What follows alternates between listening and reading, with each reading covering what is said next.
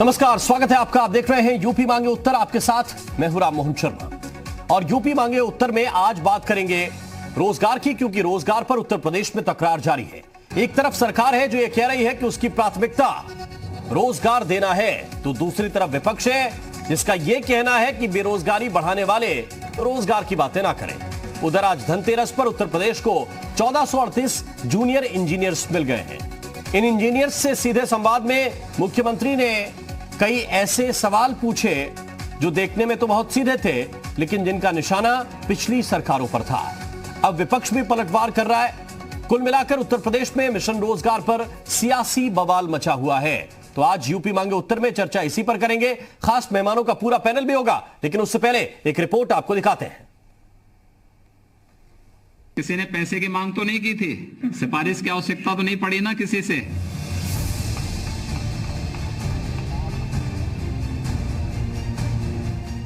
Junior engineers को नियुक्ति पत्र देते हुए सीएम योगी ने कुछ ऐसे ही सवाल पूछे। सवाल सीधे थे तो नए नवेले जूनियर इंजीनियर्स ने उत्तर भी सीधे ही दिए, लेकिन सीएम अपने सवालों के साथ साथ ये भी बता गए कि अच्छे नेता और अच्छी सरकार में ही सिस्टम ईमानदार और भर्तियां पारदर्शी होती हैं। आपको जो है परीक्षा के दौरान या परीक्षा के बाद नियुक्ति पत्र प्राप्त करते समय कहीं कोई लेन देन की आवश्यकता तो नहीं पड़ी। देखिए, जब आप लोग अच्छे लोगों को चुन के भेजते हैं ना, तो व्यवस्था ऐसी पारदर्शी होती है। अच्छे विधायक, अच्छे सांसद, अच्छी सरकार इसी प्रकार की पारदर्शी व्यवस्था देती है जिसमें व्यक्ति व्यक्ति के बीच में भेद नहीं होता है। धनतेरस के मौके पर सिंचाई और जल संसाधन विभाग में 1438 जूनियर इंजीनियर आए हैं। इंजीनियर्स को सीएम योगी ने नियुक्ति पत्र बांटे।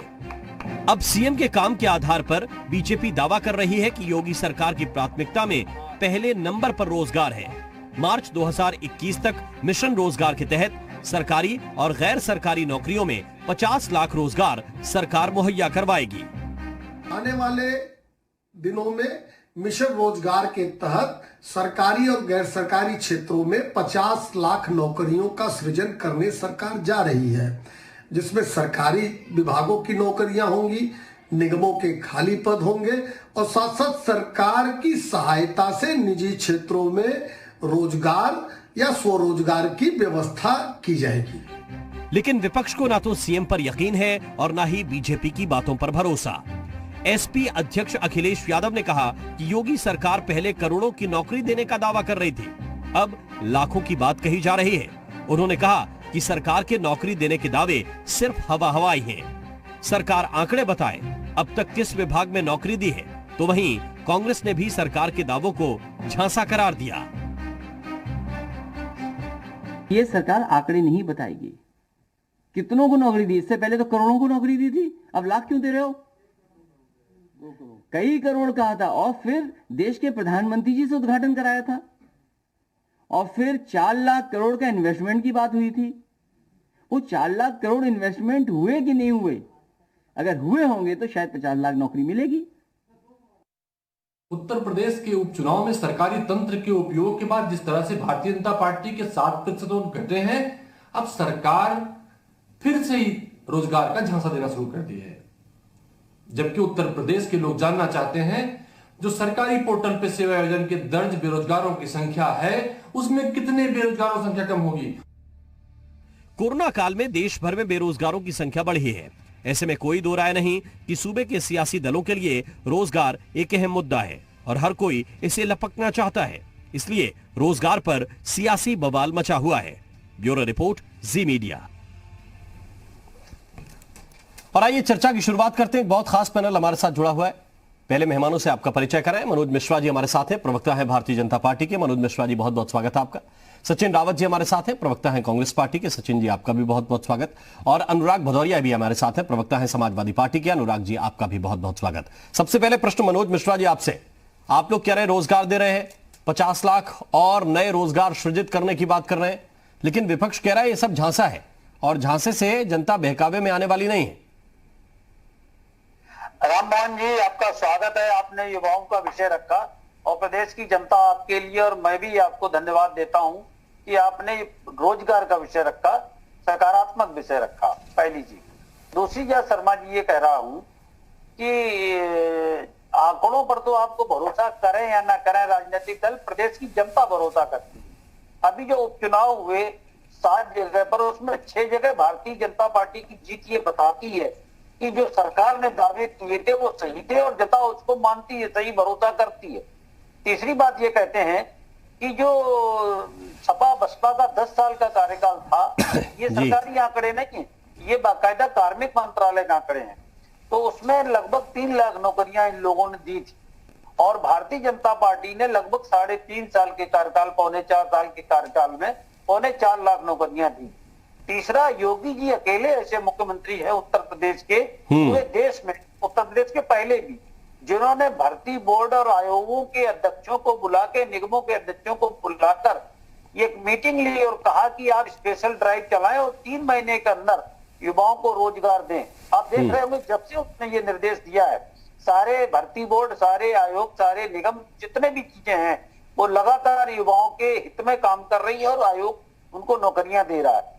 5वीं चीज ये है कि जब समाजवादी पार्टी की सरकार थी तो पारदर्शी भर्ती सबसे बड़ी समस्या थी और बोर्ड और निगम के एजेंट थैले में भर के रोजगार लाते थे और बोरों में भर के नोट आयोग को कार्यालय पहुंचाते थे। ठीक है। जिसकी पुष्टि ये हुई कि माननीय उच्च न्यायालय ने, माननीय सर्वोच्च न्यायालय ने अनिल यादव को हटाया और उनके ऊपर सीबीआई जांच मांग की जांच हुई और दूसरी चल रही है इस समय। और आयोग के जितने भर्ती बोर्ड आयोग थे उनके सदस्यों को बाकायदा उन पर कार्रवाई हुई और वो हटाए गए।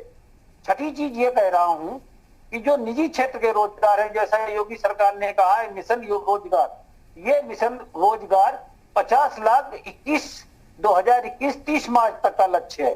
और जो कोरोना काल में जो आए थे लोग, मजदूर, जो प्रवासी मजदूर थे, उनकी बाकायदा स्किल मैपिंग की गई थी और उनके लिए मनरेगा के तहत करीब 60-70 लाख रोजगार सृजित किए गए थे, जिससे उनको रोजगार मिले, उनका पेट भरे। तो रोजगार, ठीक है। अनुराग भदौरिया जी हमारे साथ, अनुराग भदौरिया जी हैं। अनुराग भदौरिया जी, ये कहा जा रहा है कि समाजवादी पार्टी की सरकार से ज्यादा रोजगार दिए गए हैं और ज्यादा पारदर्शी तरीके से दिए गए हैं। तो राममोहन जी, आपको इस बात का अगर आपको विश्वास है, आपको खुद ही नहीं विश्वास होगा। ये अभी बता रहे थे, पारदर्शिता की बात कर लें फिर रोजगार की बात बताएंगे। पारदर्शिता का आलम यह है इनका कि टीचर भर्ती घोटाले में किस तरह का घोटाला हुआ कि 5-5, 10-10 लाख रुपए लेके एक एक घर के लोग टॉप कर रहे थे। उसके बाद जब इस पे डिमांड हुई, इस पे इंक्वायरी मांगी गई तो इन्होंने जांच बैठाई। उसके बाद आनंद फानन में इन्होंने, जहां पे इनको 69,000 भर्ती करने थे, 31,600 कुछ भर्ती करके उनको तुरंत नियुक्ति पत्र देने की प्रक्रिया शुरू कर दी। बाद में पता चला कि हड़बड़ाहट में इन्होंने कम मार्क्स, जिनके नंबर कम थे उनको भी नियुक्ति पत्र दे दिया। फिर हाईकोर्ट ने फटकार लगाई, अरे भैया क्या कर रहे हो भाई, तुम लोग कम मार्क्स वालों को नियुक्ति पत्र दे रहे हो। तब इन्होंने हड़बड़ा के रोका। जहां तक इनके भ्रष्टाचार का आलम है उत्तर प्रदेश के अंदर में, चाहे इनका पशुधन घोटाला हो, चाहे टीचर भर्ती घोटाला हो, चाहे इनका स्मार्ट घोटाला हो। स्मार्ट मीट में स्मार्ट घोटाला करते हैं। भारतीय जनता पार्टी स्मार्ट है ना, स्मार्ट घोटाला करती है। आप भर्ती की बात कर लो, ये 4.5 लाख करोड़ का इन्वेस्टमेंट लेके आए थे, कहा था उत्तर प्रदेश के अंदर में बाहर आ गई, 4.5 लाख करोड़ का इन्वेस्टमेंट आ गया। 4 करोड़ का इन्वेस्टमेंट कहीं दिखा दे तो हम इनको जो कहेंगे आ जाए। कहीं अपना कैमरा लेके आप भी चलिए और मनोज जी को भी ले जाइए कि कहीं भी कहीं बाउंड्री बन रही हो, मोरंग गिट्टी गिर गई हो, कहीं कंस्ट्रक्शन चल रहा हो, स्टेचू की तरह ऐसी मशीनें होती ना, स्टेचू की तरह ऐसे खड़ी हैं। जैसे 2017 में हम छोड़ के गए, बिल्डिंग बनती हुई सारी स्टेचू हो गई। जैसे हम लोग बचपन में कहते स्टेचू रुक जाओ, सब रुक गई है। सारा काम ऐसे ठप पड़ा है, इनको कोई काम नहीं करना है, जाति धर्म की राजनीति करनी है। और मुख्यमंत्री जी का आलम यह है कि जब भी मुंह खोलते हैं कहते हैं 6 महीने में गड्ढा मुक्त हो जाएंगी सारी सड़कें। क्या होगी 6 महीने में गड्ढा मुक्त? नहीं हुआ ना कुछ। फिर कहेंगे रोमियो स्कर्ट बन गया, महिला सुरक्षा हो गई, रोमियो स्कर्ट लापता हो गया, पता नहीं कहां चला गया रोमियो स्कर्ट। फिर बोलेंगे उत्तर प्रदेश अपराध मुक्त हो गया, अपराधी यहाँ रहेंगे, नहीं रहेंगे तो पता नहीं पाताल लोग चले जाएंगे। उत्तर प्रदेश में अपराध बढ़ गया, इतना अपराध बढ़ गया कि दिन दहाड़े चोरी, डकैती, हत्या, लूट मार, बलात्कार और पुलिस का एनकाउंटर होने लगा। अभी आगरा में आपने देखा कि पुलिस वाले पर टैक्सी चढ़ा दिया, महिला के अत्याचार में नंबर 1 हो गए। और जहां रोजगार की बात करेंगे कहेंगे 1 करोड़ रोजगार, 2 करोड़ रोजगार, 50 लाख, 20 लाख, ऐसे बोलते हैं जैसे उत्तर प्रदेश में हर रोज 1 करोड़ रोजगार देते हैं। 30 दिन में 30 करोड़ रोजगार हो गया, मतलब 365 दिन में फिर कितना रोजगार दे दिया? उतनी तो हमारी पॉपुलेशन उत्तर प्रदेश में नहीं है। अरे ये वो लोग हैं जो जुमलेबाज हैं, ठीक है, घोषणा वाली पार्टी है, जुमलेबाज पार्टी है। जो आज मुंह से बोलना ही तो है 50 लाख दे देंगे 21 में। अरे भैया जब सरकार आने के पहले तो आप 70 लाख की बात करते थे कि हम 70 लाख लोगों को रोजगार देंगे, आप 17,000 लोगों को रोजगार नहीं दे पाए। अब कह रहे 50 लाख। फिर एक दिन हमने देखा था कि नियुक्ति पत्र बंट रहे थे, बोले क्या हुआ? बोले यहाँ पे जो प्रवासी भारतीय आए हैं, जो लौट के दूसरे प्रदेश से आए हैं, उनको करोड़ों में रोजगार दिया जा रहा है। अरे भैया कहां दे दिया रोजगार, किधर रोजगार है? ये जुमला बात छोड़ो भैया, ऊपर से भगवान भी देख रहे हैं। ठीक है, सचिन रावत जी हमारे पास, भगवान के बच्चे अब साइकिल पे आ गए। सचिन रावत जी कांग्रेस पार्टी का पक्ष रखेंगे। सचिन रावत जी के पास हम चलते हैं।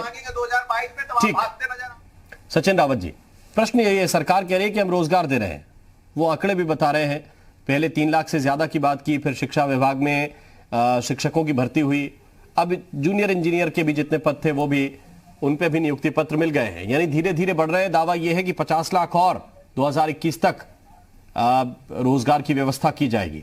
आप लोग इसको किस तरह देख रहे हैं?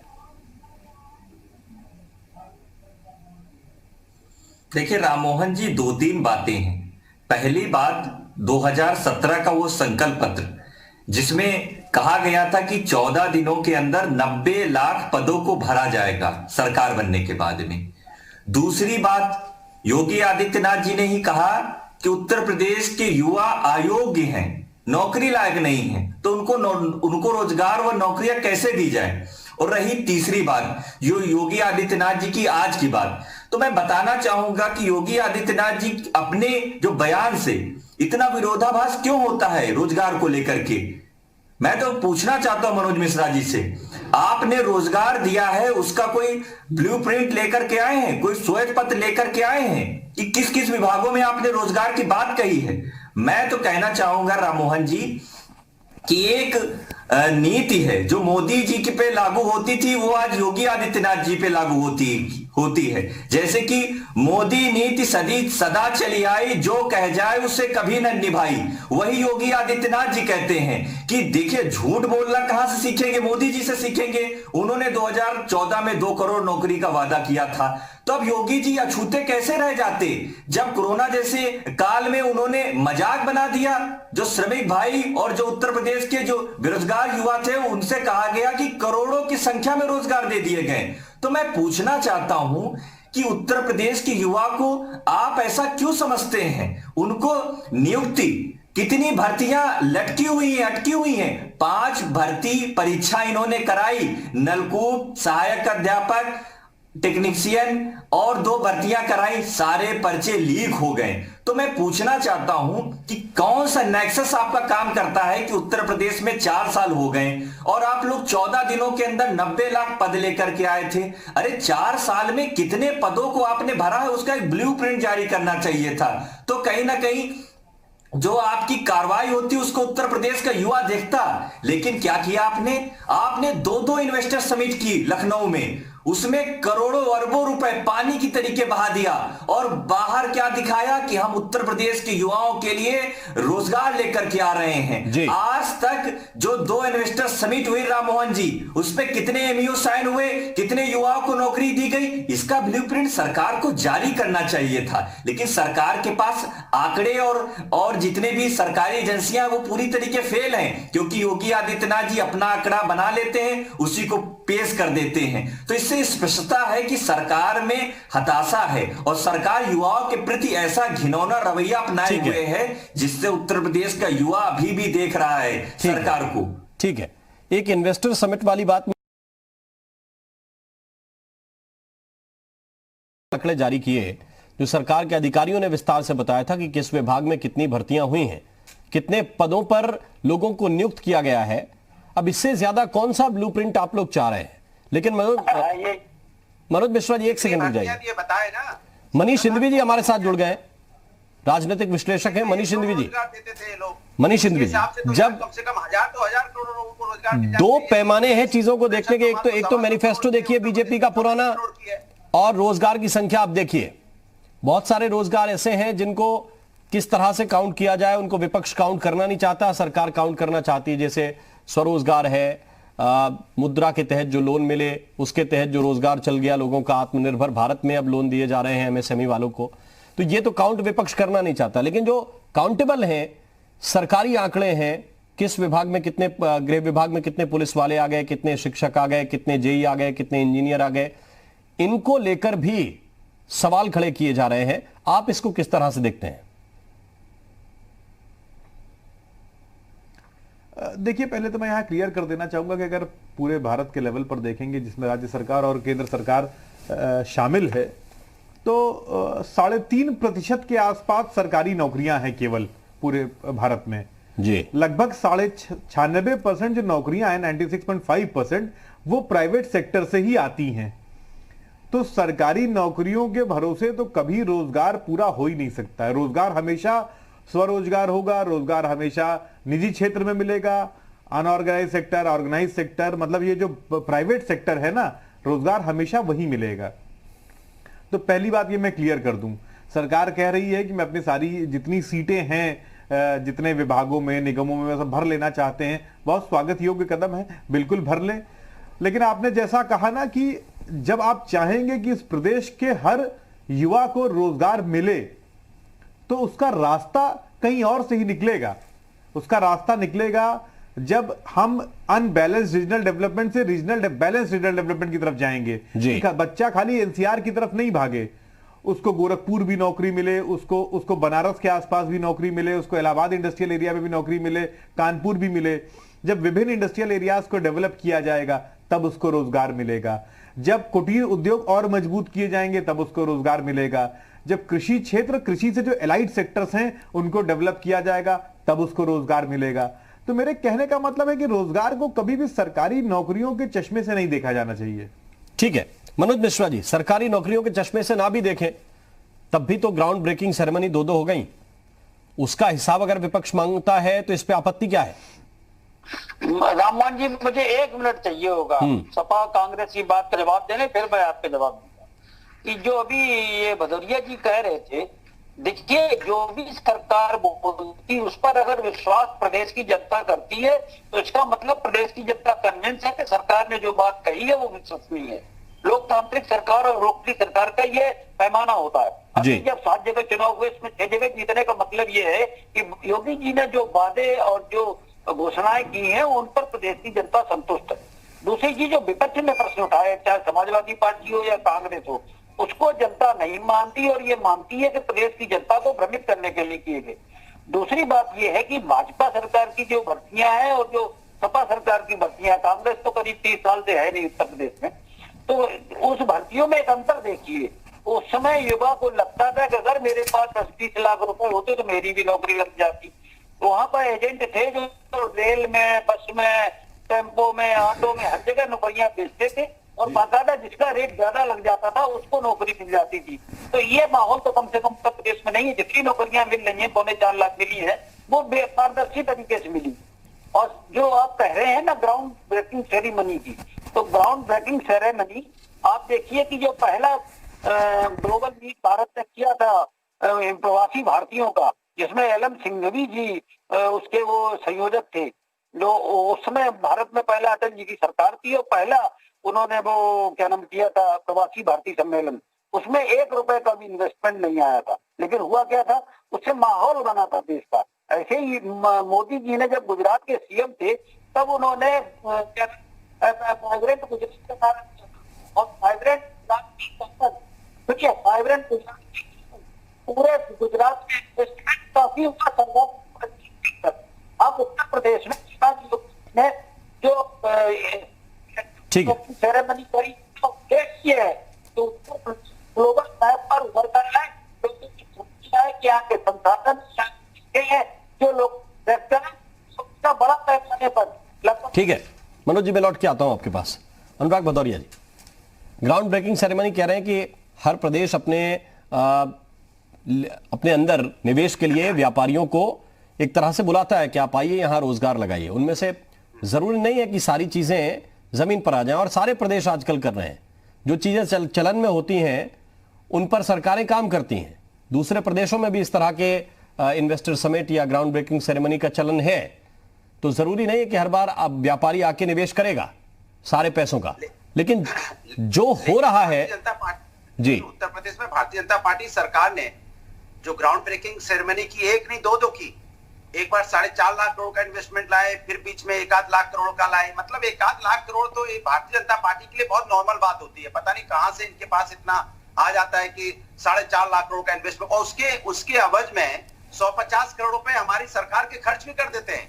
अरे भैया प्रभु हाथ जोड़ के निवेदन है, जितना आप हमारी गाड़ी कमाई का पैसा खर्च करते हो 50-100 करोड़ रुपए उनको सजाने में, इवेंट करने में, मार्केटिंग करने में, इवेंट वाली कंपनियों को देने में, उतने में तो भैया उतना पैसा आप खर्च कर दो तो कुछ को नौकरी वैसे मिल जाए, लेकिन आपको नौकरी देनी थोड़ी होती है, मार्केटिंग करना होता है। आप 4.5 लाख को इन्वेस्टमेंट, अगर हम आपकी बात मान ले राम मोहन जी, अरे भाई 10% तो कहीं लगेगा, 20% लगेगा, 50% लगेगा, यहाँ तो -1% भी नहीं लग रहा है। भाई जो पैसा खर्च हुआ वो मेरे जेब का चला गया और आपने तो एक पैसा का इन्वेस्टमेंट नहीं किया। और ऐसे लोगों को मैंने वहां पे एमयू साइन करते हुए देखा है जिनकी 100 करोड़ की हैसियत नहीं है, लेकिन साइन कर रहे हैं हमारे तरफ से 150 करोड़। जैसे गांव में बोली नहीं लगती है, भैया हमारे भी 200 लगा देना, भैया हमारे 500 करोड़ लगा देना। अरे भैया मजाक हो रहा है कि ग्राउंड सेरेमनी हो रही है? आप 4.5 लाख करोड़ का इन्वेस्टमेंट कहाँ है आप बताइए। मैं कहता हूँ 1 लाख करोड़ का इन्वेस्टमेंट बता दीजिए, कहीं फैक्ट्री लग रही हो, कहीं गिट्टी मारूं, कहीं पड़ गई हो, कहीं बाउंड्री बन गई हो, कहीं चिमनी लग गई हो कम से कम। अरे भैया चिमनी कहीं दिखा दो, चल के चिमनी देख ले भैया, चिमनी देख के खुश रहेंगे 2 साल। तो हम लोग तो आप जानते हो उत्तर प्रदेश के लोग कैसे होते हैं, इसी खुशी में भूखे 2 साल काट देंगे, भैया यहाँ चिमनी लग रही है और 2 साल बाद रोजगार लगेगा, भले 2 साल बाद मर जाए भूखे हम, लेकिन इसी खुशी में काट देंगे कि चिमनी लग रही है। भाई चिमनी तो लगाओ कहीं, बाउंड्री तो बनाओ कहीं, मॉडर्न गिट्टी तो डालो कहीं, फैक्ट्री बन कहाँ रही है? इनको करना कुछ नहीं है, सिर्फ बातें ही बातें करनी है। मैं तो कह रहा हूं ना, जो लंबी लंबी बातें भारतीय जनता पार्टी करती है उसके अवध में जनता को क्या देती है? झूठ और जुमले के अलावा भारतीय जनता पार्टी कुछ नहीं कर सकती। हाँ, बातें लंबी लंबी कर सकती, करोड़ों के नीचे बात नहीं करती। रोजगार भी देती है तो एक दिन में 1 करोड़, ये भी नहीं कि 1 आध हजार बोल दो भैया, 10-20 हजार बोल दो, सीधे 1 करोड़। 30 दिन में तो 30 करोड़ हो गए। फिर आप क्यों यहाँ पे डाटा लिए घूम रहे हो कि हमने इतने डिपार्टमेंट दे दिए, जब आपने 30-40 करोड़ 50 करोड़ रोजगार दे दिया उत्तर प्रदेश के अंदर में। मैंने उत्तर प्रदेश में दे दिया, उत्तर प्रदेश के अलावा उत्तर प्रदेश से लगा हुआ बिहार वहां भी दे दिया। जब 40-50 करोड़ रोजगार दे दिया तो मैंने आपने तो पूरे आधे क्या कहते हैं आप, उत्तर प्रदेश को नहीं, आधे आपने नॉर्थ इंडिया को दे दिया। तो भैया जब इतना रोजगार दे दिया फिर डाटा की जरूरत कहां पड़ती है? फिर तो कोई डाटा की जरूरत ही नहीं है। सचिन रावत जी, 2 आंकड़े हैं। जब सरकार ने यह बताया कि हमने 3.5 लाख के आसपास नौकरियां दी हैं, तब यह भी बताया कि 2007 से लेकर 12 तक बसपा के कार्यकाल में करीब 91,000 नौकरियां मिली, और जो समाजवादी पार्टी का कार्यकाल उसके बाद आया उसमें तकरीबन 2,05,000 नौकरियां दी गई थीं। और अगर आप सरकारी नौकरियों को ही पैमाना माने तो इस सरकार का दावा है कि हम अपने 3 साल के कार्यकाल में 3 लाख से ज्यादा नौकरियां दे चुके हैं। तो फिर आलोचना इतनी ज्यादा क्यों करते हैं आप लोग? सचिन रावत जी। देखिए राममोहन जी, मैं कहना चाहूंगा कि सरकार ने जो आंकड़े पेश किए हैं, सरकार को वो आंकड़े का एक श्वेत पत्र ब्लूप्रिंट जारी करना चाहिए था। जैसे आपने कई बातें बताई, मैं तो पूछना चाहता हूं कि जब परीक्षा आपने सहायक अध्यापक की कराई, उसमें इतना लो फॉल्ट और इतना जो पूरी तरीके एक नेक्सस हो गया, जिसमें कम जो जिसके मार्क थे उसको आपने भर्ती कर लिया और जिसके ज्यादा मार्क थे उसको डिनाई कर दिया। तो ऐसे जो कई प्रकार के, जो मैं कहना चाहूंगा जैसे कि अभी भी 31,000 जो छात्र हैं उनका भविष्य अधर में लटका है। तो ऐसे ही एक शिक्षा मित्र का मामला था जिसमें शिक्षा मित्रों को आपने अयोग्य करार दे दिया। मैं पूछना चाहता हूं कि अनुदेशकों का मामला सबसे ज्यादा लंबित है। जो उत्तर प्रदेश के अनुदेशक हैं उनको सरकार के द्वारा 17,000 रुपए देने का वादा था, लेकिन सरकार ने सिर्फ और सिर्फ उनके साथ छलावा किया, उनको प्रतिमाह 7,000 रुपए दे रही है। अनुदेशक के साथ ही हाईकोर्ट में जाते हैं, हाईकोर्ट सरकार को फटकार लगाता है कि आप लोग अपनी बात पे क्यों अड़े हैं और उनको 17,000 रुपए देने का काम करिए, लेकिन सरकार ने 4 साल में अभी तक उसका भी काम नहीं किया। तो मैं पूछना चाहता हूं कि इतना विरोधाभास क्यों हो जाता है नौकरियों के मामले में? युवा आपसे अपेक्षा करता है कि युवा रोजगार के लिए, अगर वो कोई भी पढ़ा लिखा युवा नौकरी के लिए ही अपनी पढ़ाई करता है, तो क्या समझे राममोहन जी कि जब 22 की एज होगी तो वो पेपर देगा, 23 की एज होगी तब वो पता चलेगा पेपर लीक हो गया, 24 में जाते जाते वो हाई कोर्ट जाएगा, 25 में सुप्रीम कोर्ट, 26 में पता चलेगा कि भर्ती प्रक्रिया रद्द हो गई। ये सवाल हर व्यक्ति का युवा है, ये सवाल आप ठीक कह रहे हैं, ये सवाल हर व्यक्ति का है। न तो पेपर लीक होने चाहिए और न ही कोई भर्तियां लटकनी चाहिए। भाई भर्ती के लिए उसने एग्जाम दिया, वो पास हुआ, उसको नियुक्ति मिलनी चाहिए, जो फेल हो गए वो दोबारा तैयारी में लग जाएंगे, वो क्यों आखिर लटके रहे बीच में कि हम सिलेक्ट भी हो गए, नई परीक्षा के लिए भी हमने ईमानदारी से मेहनत करना छोड़ दिया और वो भर्ती भी हुई नहीं या रद्द हो गई। लेकिन समस्या इस बात की है कि उत्तर प्रदेश की जो व्यवस्था है मनीष सिंघवी जी, उस व्यवस्था में हमने देखा कि कांस्टेबल बेचारे कब उनकी परीक्षा हुई, कब वो जाकर भर्ती हुए पिछली सरकारों में, सब इंस्पेक्टर के पद कब आए, कितनी दिन तक लटके रहे, परीक्षा हो गई फिर रद्द हो गई, क्या क्या हुआ उत्तर प्रदेश में ये देखा है, चाहे वो बीएसपी की सरकार हो चाहे सपा की सरकार हो, हमने व्यवस्थाएं देखी हैं। अब बीजेपी की सरकार में भी आधे शिक्षक अपनी भर्ती का इंतजार कर रहे हैं। ये पेपर लीक का सिस्टम कोई नया नहीं है, ये पेपर लीक के लिए नेक्सस काम करता है, तो उसको तोड़ना, और क्या आपको लगता है कि ये सरकार थोड़ा बहुत तोड़ पाई है? क्योंकि पूरा तो नहीं टूटा है।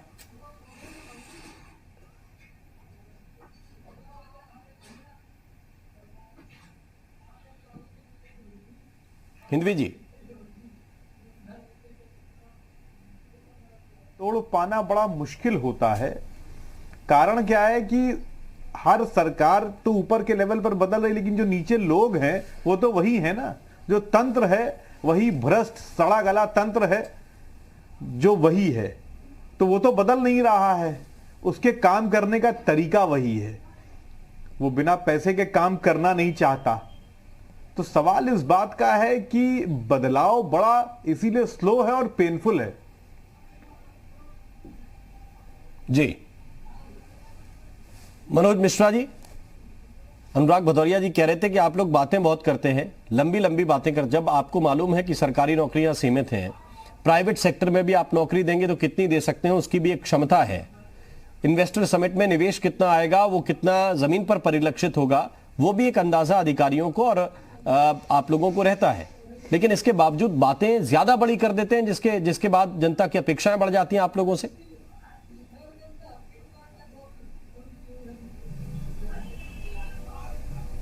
तो भदौरिया जी को याद दिला रहा हूं, जब श्रीमान मुलायम सिंह जी उत्तर प्रदेश के मुख्यमंत्री थे तो उन्होंने एक विकास परिषद और अमर सिंह जी के नेतृत्व में गठित करी।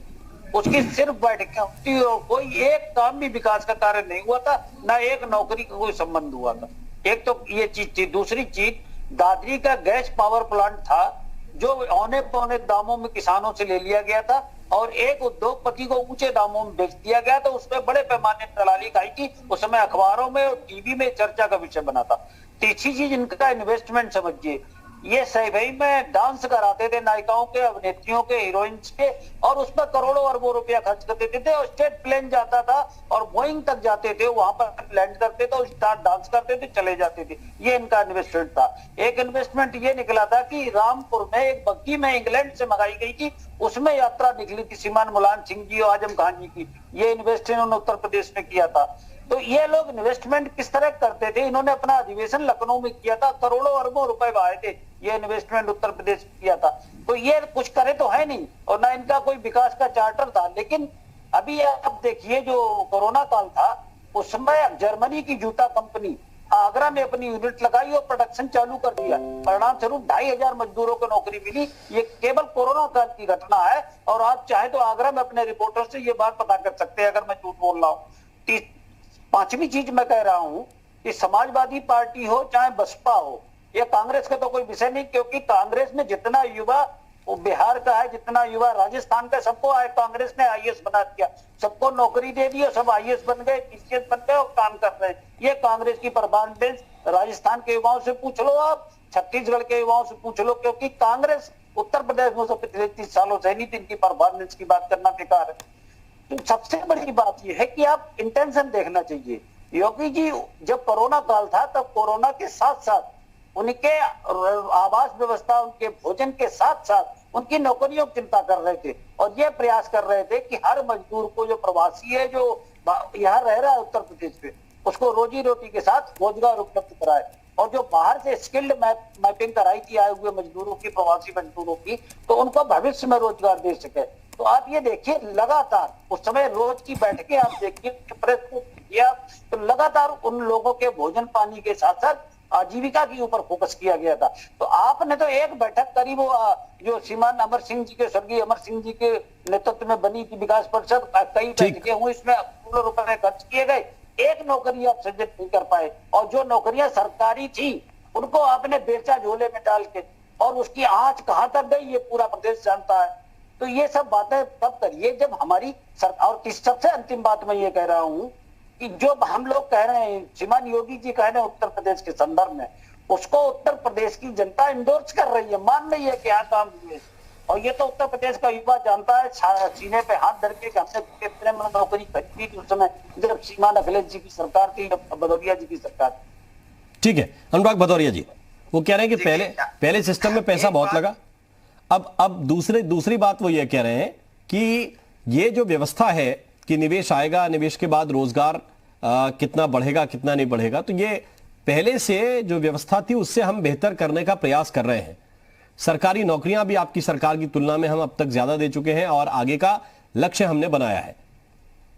एक बात इन्होंने बड़ी सही बोली, वो भी इनके बात से सहमत हूं कि सरकार का जो बोलती है उसका इंटेंशन तो देखो, मतलब कितना बड़ा बोलती है। मतलब बोलती है तो 1 करोड़ रोजगारी बोलती है। ये अच्छी बात आपकी लगी मुझे कि कम से कम झूठ भी बोलते हैं तो आप एकदम दावे के साथ बोलते हैं कि साला झूठ भी बोलना है तो ऐसा मजबूती से बोलो कि झूठ को मतलब लगे यार झूठ बोल रहे हो। अब 1-2 लाख नौकरी की क्या बात करते हैं, या 10-20 हजार इन्वेस्टमेंट की बात क्या करते हैं। बोलो तो 5 लाख करोड़ का इन्वेस्टमेंट, बोलो तो 20 लाख करोड़ का पैकेज, मतलब झूठ बोलो तो लंबा बोलो। ये बात से हम सहमत हैं, बीजेपी के प्रवक्ता सही बोल रहे हैं कि बोलना चाहिए लंबा लंबा। लेकिन ये भी तो सोचो कि आपकी नियत की बात बता रहे हैं, आपने नियत की बात बताई, तो जरा ये बता दीजिए कि आप भगवान का मंदिर बनने जा रहे हैं अयोध्या में, अच्छी बात है, बनना चाहिए, लेकिन वो भगवान के बच्चे जो वहां किसान है उनको अगर 6 गुना रेट दे दोगे तो क्या दिक्कत हो जाएगी आपको?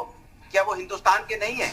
अयोध्या के बच्चे हैं वो, उनको 6 गुना रेट देने में आपको क्या दिक्कत हो रही है? किसान वहां प्रदर्शन कर रहा है, किसान की जमीन आप लेना चाहते हैं तो किसान को 6 गुना रेट भी तो दे दो ना। क्या दिक्कत है आपको 6 गुना रेट देने में? हमने तो एक्सप्रेस वे बनाया था, कब कौन सा प्रदर्शन हुआ था वहां पे? आपने प्रदर्शन देखा था मेरे एक्सप्रेस वे पे? क्या हमने 2.5 साल छोड़ो 22 महीने बना के तैयार कर दिया और आपको हमने 80% की जमीन एक्वायर करके दिया, बना के दिया था, तो भी आप कह रहे हो 26 जनवरी को लखनऊ से लेके बाराबंकी का उद्घाटन होगा। अरे भैया क्या इतना ही कर पाए 3.5 साल में? अरे यार आपको तो अब तक तो उद्घाटन कर देना चाहिए था।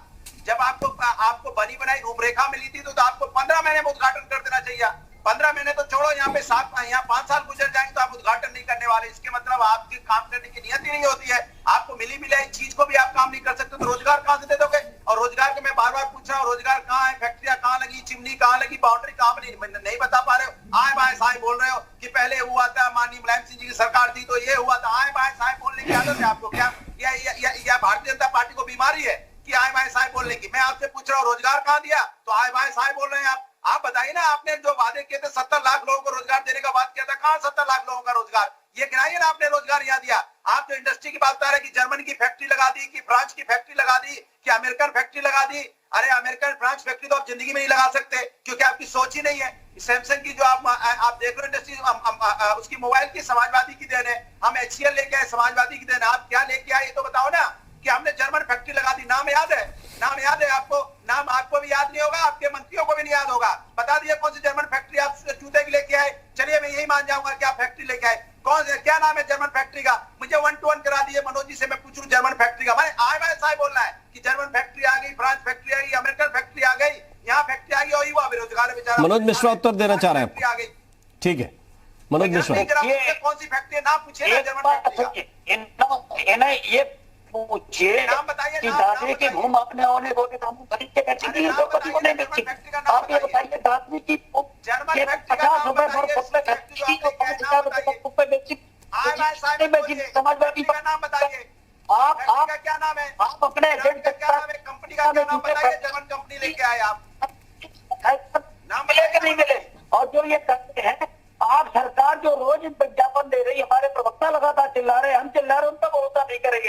ये भरोसा करेंगे झूठी खबरों पर। इनसे ये पूछे अनिल यादव हटे थे कि नहीं हटे थे भ्रष्टाचार में? आप बताइए अनिल यादव बन रहा है तो आए बाएं साए बोलना शुरू कर दिया। ये भारतीय जनता पार्टी ने इनके गर्दन पकड़ लो ना। क्या झूठ बोल रहे तो हटे थे कि नहीं हटे? आप बताइए। आपने भर्तियां बेची कि नहीं बेची की है? आप बताइए। उत्तर प्रदेश का युवा जानता है कि जो 2 लाख कुछ नौकरियां आपने पैदा करी, उनके कीमत वसूली आपने गाँव से, उनका खून पसीना लिया, उन्होंने खेत बेचा, गहना बेचा और तब ये नौकरी उत्तर प्रदेश की पाई थी समाजवादी पार्टी सरकार ने। आपको याद नहीं क्या? क्या अखबारों में छपता नहीं था? क्या पेपर चुकाता नहीं था?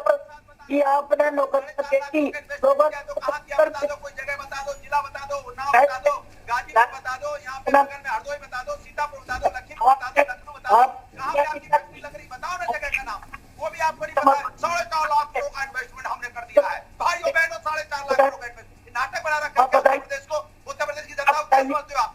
उत्तर प्रदेश कौन सा कितना कौन करेगा कि नौकरियां मिली कि नहीं मिली? ये प्रदेश की जनता तय करेगी, और प्रदेश की जनता ने आपको फिर औकात दिखा दी चुनावों में। आप एक पर सिमट गए, जो एक किया आप ये मानिए 2022 में आप 50 का आंकड़ा पार नहीं कर पाएंगे अगर आप ऐसी झूठी राजनीति करते रहे, आरोपों की राजनीति करते रहे। 2022 में 50 का आंकड़ा नहीं पार कर पाएंगे।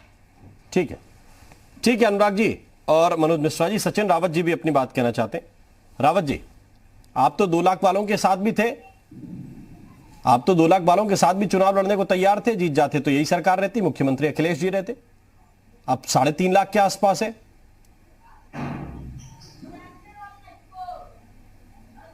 देखिए राममोहन जी, मैं कहना चाहूंगा कि जिस तरह से मिशन शक्ति चलाया योगी आदित्यनाथ जी ने, मिशन शक्ति चला करके अपराधियों को शक्ति जो दी है योगी आदित्यनाथ जी ने, कि लगातार अपराधी अपराध करें, अपराधी का संरक्षण योगी आदित्यनाथ जी की सरकार करेगी। वैसे ही मिशन रोजगार चलाया है योगी आदित्यनाथ जी ने, कि उत्तर प्रदेश में जो रोजगार, जो युवा रोजगार के लिए आ रहे हैं, उन रोजगारों में हमारे मंत्री, हमारे अधिकारी कैसे भ्रष्टाचार करें, कैसे पैसे लेकर के पदों पे सृजित करें। तो ऐसा जो ये जो मिशन आगे आपने जोड़ दिया है, तो ये मिशन उत्तर प्रदेश का युवा समझ रहा है कि आप लोग किस मिशन में लगे हैं। जैसे कोरोना काल में आपने थर्मल स्कैनर, पीपी किट, पता नहीं कितने कितने घोटाले डीएम की मिलीभगत से टीम 11 ने किए और जग जाहिर हो गए और सभी को पता हो गए थे। तो मैं कहना चाहूंगा कि आप लोग मिशन लेकर के आए हैं उत्तर प्रदेश में, तो ये मिशन से ही उत्तर प्रदेश का युवा बेहाल हो गया। उत्तर प्रदेश में जो लगातार उत्तर प्रदेश में अपराध चरम पे है, वो भी सभी लोग देख रहे हैं। निश्चित तौर पे रोजगार की जहां पे बात आती है, तो रोजगार की बात केंद्र से लेकर के और राज्य तक दोनों जो तबके के युवा हैं, वो अपने को क्यों सरकार से उपेक्षित महसूस करते हैं? राममोहन जी इस वजह से उपेक्षित महसूस करते हैं कि उन्होंने इस झूठी सरकार पे भरोसा जता दिया था। तो मैं यही कहना चाहूंगा कि आप लोग कितने भी पदों को बात कर लें, कितने पदों को सृजित करें, लेकिन उन पदों का जो ब्लूप्रिंट है वो आप जारी नहीं कर पाएंगे, क्योंकि आपके आंकड़े कुछ और होते हैं, जमीनी हकीकत कुछ और होती है और आपके प्रवक्ता कुछ और बोलते हैं। इतना विरोधाभास क्यों हो जाता है सारी चीजों में? लेकिन निश्चित तौर पर राममोहन जी, उत्तर प्रदेश का युवा बड़ा समझदार है। वो जब भी सरकार चुनता है वो बिल्कुल देख परख के चुनता है। जैसे समाजवादी की सरकार आई, उन्होंने जो पदों को भरा, उसमें अब तक जो पदों को छटनी कर रहे हैं योगी आदित्यनाथ जी की सरकार, उन्होंने भी देखा। योगी आदित्यनाथ जी की सरकार उन्होंने चुनी, क्या हुआ कि जो उन्होंने कहा 14 दिन के अंदर 90 लाख का पद का जो बात थी वो भी पूरी खोखली साबित हो गई है। तो इसका मतलब है कि उत्तर प्रदेश के युवा किसान ने दोनों सरकारें देख ली हैं। अब रही कांग्रेस पार्टी की बात, आदरणीय प्रियंका गांधी जी के नेतृत्व में हम लोग काम कर रहे हैं और लगातार प्रियंका गांधी जी युवाओं की बात, महिलाओं की बात, जो अनुदेशकों की बात है, शिक्षा मित्रों की बात। ठीक, आप लोग कह रहे हैं कि आप लोग अब अच्छा काम कर रहे हैं। पहले एसपी को देख लिया, फिर बीजेपी को देख लिया, अब कांग्रेस की तरफ जनता देखेगी। कांग्रेस को तो कई राज्यों में देखा, एक कॉमनवेल्थ का गेम हुआ था। आप आपदा में अफसर की बात कर रहे हैं कि आपदा में पीपीई किट में कई लोगों ने घोटाला किया। वहां एक टॉयलेट पेपर की कीमत क्या थी, एक छाते की कीमत क्या थी, क्या क्या खरीद लिया, कितने दाम देकर, ये जनता ने देखा। कई और स्टेट हैं जो कांग्रेस के उदाहरण है। उत्तर प्रदेश की जनता बाकी राज्यों की खबरें भी भरपूर देखती है। मनीष सिंधवी जी, एक प्रश्न आपसे इसलिए है, राममोहन जी, मैं 30 सेकेंड। जी बोलिए सचिन रावत जी। हाँ राममोहन जी, मैं कहना चाहूंगा 2014 से पहले मोदी जी जनसभाओं में कहते थे कि 2G 3G पता नहीं कौन कौन से घोटाले, सरकार में आएंगे तो किसको किसको जेल भेजेंगे। लेकिन क्या हुआ, 2G और 3G का घोटाले को क्लीन चिट मिली और आप लोगों की बात को स्पष्टता से जनता ने नकार दिया। नहीं, जब जिसको राजनीतिक डर होता है, ये जो राजनीतिक आरोप है सचिन रावत जी, मैं बहुत शॉर्ट में इसको समाप्त कर देता हूं, फिर आगे बढ़ता हूं। आप लोगों ने कहा कि मध्य प्रदेश में व्यापम का घोटाला हुआ, कमलनाथ जी आए, लगभग 12-13 महीने मुख्यमंत्री रहे, शिवराज सिंह चौहान पे एक एफआईआर नहीं हुई। आप कहते थे कि राजस्थान में बड़े बड़े घोटाले हुए, अशोक गहलोत जी सीएम बने, वहां की एक्स सीएम के ऊपर कितने मामले दर्ज हैं आप बता दीजिए। तो ये जो आरोप है, तो चाहे बीजेपी सत्ता में आ जाए, चाहे आप लोग सत्ता में आ जाए, ना तो मायावती भी जेल के अंदर है, मोहन जी व्यापक अखिलेश यादव जी ने कहा था कि पत्थरों का घोटाला हो गया, ना तो मायावती जी जेल में है और ना शिवराज सिंह चौहान गए, ना वसुंधरा राजे जी गई। तो ये राजनीतिक आरोप जो राजनीतिक दल सभी आपस में मिलकर लगाते हैं, इनकी सच्चाई तो जनता हर बार इलेक्शन के जब रिजल्ट आते हैं उसके बाद देख लेती है। अब मनीष सिंघवी जी, मेरा सवाल इस पे थोड़ा सा आगे बढ़ के ये है कि जब आंकड़ों को आप चाहेंगे कि ब्लूप्रिंट दीजिए, कांग्रेस के प्रवक्ता कह रहे हैं बार बार, एक ब्लूप्रिंट सरकार की तरफ से दिया गया था तकरीबन 3.25 लाख से ज्यादा नौकरियों का, और अब ब्लूप्रिंट क्या प्राइवेट सेक्टर का भी चाह रहे हैं, तब मानेंगे? स्वरोजगार का भी चाह रहे हैं, क्योंकि दावा तो बहुत बड़ा है अब की बार 50 लाख, ये मुमकिन दिखता है आपको 2021 तक? देखिए, मैंने कहा कि 50 लाख रोजगार की जब बात होगी तो वो सरकारी नौकरियां नहीं होंगी, रोजगार के हालात बनाए जाएं ताकि उस तरह का एटमॉस्फेयर क्रिएट हो कि रोजगार क्रिएट हो, ऐसे व्यापार इंडस्ट्रीज बढ़े, व्यापार बढ़े और लोगों को रोजगार मिले। ये नंबरिंग नहीं हो सकती। राम मोहन जी, मैं एक बड़ी महत्वपूर्ण बात कहना चाहूंगा। किसी भी युवा के जो जीवन के सबसे खूबसूरत साल होते हैं वो बेरोजगारी और मुफलिसी में गुजर जाते हैं, और ये आरोप और प्रत्यारोप की राजनीति उसके जख्मों पर नमक का काम करती है। मैं अर्थशास्त्र पढ़ता और पढ़ाता हूं, मैं एक बात जानता हूं कि रोजगार नंबरों में नहीं होता है, रोजगार हालात से होता है। ऐसे आर्थिक हालात बनाए जाएं, ऐसी पॉलिसीज लाई जाएं कि कोई प्रदेश डेवलप करे, और जब डेवलपमेंट वहां पर होगा तो अपने आप रोजगार सृजित होंगे। इस मुद्दे पर इस तरह से काम किया जाए। बिल्कुल, ये बात आप ठीक कह रहे हैं। तो माहौल बनाने की जिम्मेदारी तो सरकार की है। और मनोज मिश्रा जी, माहौल आप अगर 3.5 साल के अंदर बना चुके हैं तो फिर वो परिलक्षित होना चाहिए जमीन पर, या फिर वो मनरेगा वाले रोजगार भी जोड़े जो आपने अभी आत्मनिर्भर भारत के नाम पे दिए हैं। नहीं, देखिए संघवी जी ने बिल्कुल सटीक बात कही। तो भारतीय जनता पार्टी की सरकार इन्हीं विषयों पर काम कर रही, इंफ्रास्ट्रक्चर डेवलप कर रही, बिजली घर घर पहुंचा रही और पूरे प्रदेश को अधिकतम बिजली दे रही, 24 घंटे बिजली दे रही, शहरों को 24 घंटे और देहाती क्षेत्रों को कम बिजली मिलने। तो ये इंफ्रास्ट्रक्चर डेवलप करने पर फोकस है भारतीय जनता पार्टी की सरकार का। और आज ही आपने अखबार में देखा होगा, जो स्टेट हाईवे है तो वे कर रहे हैं और 4 लेन कर रहे हैं ताकि ट्रांसपोर्टेशन आराम हो। तो सबसे पहले जो हम इंफ्रास्ट्रक्चर तैयार करें उत्तर प्रदेश, बिजली का, पानी का और कानून व्यवस्था का, तो इन्वेस्टमेंट जो है कानून व्यवस्था के साथ चलता है। जब अक्षय सरकार थी तो व्यवस्था नहीं कर पाए, तो आप क्या उनके लिए नौकरी की व्यवस्था कर पाएंगे? बस की व्यवस्था तो कर नहीं पाए थे, बेचारे पैदल ही चले आए वहां से यहाँ तक। वो तो बेचारे कितने कष्ट में रहे हैं, जो कि आपकी भी गलती नहीं है। आप तो मजदूरों के तो खैर आप समझते नहीं हो, मजदूरों को भी आपने बांट रखा है। अगर वो महाराष्ट्र में है तो उसके लिए आप हल्ला मचाते भी हो, और गुजरात में मजदूर, अगर उत्तर प्रदेश का मजदूर मार खाता रहता है, ऐसे बैठ जाते हो, चुप बैठ जाते हो। क्यों? गुजरात का जो मजदूर है, उत्तर प्रदेश का जो मजदूर गुजरात में रहता है, क्या हमारा खून नहीं है? वहाँ पे मार खाता रहेगा और यहाँ पे आप चुपचाप मार के बैठे रहोगे? शर्म नहीं आती आपको? मजदूरों में भी डिवाइड करते हो आप कि राजस्थान में मजदूर अलग होगा, महाराष्ट्र का मजदूर अलग होगा, गुजरात का मजदूर अलग होगा। गुजरात में उत्तर प्रदेश का मजदूर मारा जा रहा था तब आपकी आवाज नहीं निकल रही थी। डिबेट में हम हल्ला मचा रहे थे, मेरा उत्तर प्रदेश का मजदूर गुजरात में पीटा जा रहा है, तब आपकी आवाज क्यों नहीं निकली थी? क्यों नहीं आप बोले उस समय? कहां गई थी आपकी मानवता? कहां गई थी आपकी यूपी होने का गर्व? मुझे उत्तर प्रदेश होने का गर्व है, आपको नहीं है तो नहीं है। आपको हो ही नहीं सकता उत्तर प्रदेश होने का गर्व, क्योंकि उत्तर प्रदेश का दर्द आपके अंदर नहीं है। उत्तर प्रदेश का दर्द होता तो गुजरात में जब मजदूर पीटा जा रहा था आप आवाज उठा गई, आपने आवाज नहीं उठाई थी, और आपके मुख्यमंत्री भी चुपचाप बैठे रहे। उत्तर प्रदेश के मुख्यमंत्री जी भी नहीं बोले। इतनी लालच है कुर्सी की कि उत्तर प्रदेश का नहीं मार खाता रहेगा, आप बोलेंगे नहीं। लेकिन महाराष्ट्र में थोड़ी सी बात हो रही थी तो आप हल्ला मचा रहे थे, गुजरात में मार खाता रहा, चुप बैठे रहे। शर्म आनी चाहिए, ऐसे लोगों को शर्म आनी चाहिए। उत्तर प्रदेश को अपना नहीं समझते, उत्तर प्रदेश के लोगों को अपना नहीं समझते। आप उनको रोजगार क्या देंगे? उनको आप बस मुहैया नहीं करा पाए। ठीक है, रोजगार की बात हो रही है, समय इतना ही है। अनुराग भदौरिया जी, मनोज मिश्रा जी, सचिन जी और मनीष सिंघवी जी, आपका बहुत बहुत शुक्रिया, बहुत बहुत धन्यवाद इस चर्चा में हमारे साथ जुड़ने के लिए।